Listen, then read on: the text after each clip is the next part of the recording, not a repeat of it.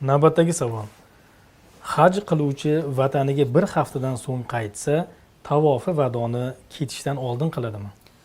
Bismillah, alhamdulillah, vassalatu vassalamu ala rasulillah va ba'd. Albatta, ya'ni hadisda kelgan, ya'ni sizlarda eng baytdan oxirgi ajralishlaring tavof bilan bo'lsin deyilgan. Falyakun akhiru ahdikum bil bayti at-tavof. Sizlarda uyga birinchi eng oxirgi sizlarda ishlaring tavof bilan bo'lsin.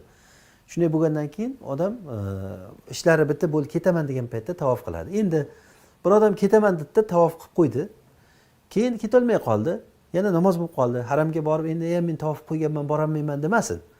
Borib namoz o'qiradi, unisi yo'q. Imkon boricha shunday qilsin degani bu. Imkon boricha eng oxiri tavof qilib ketsin.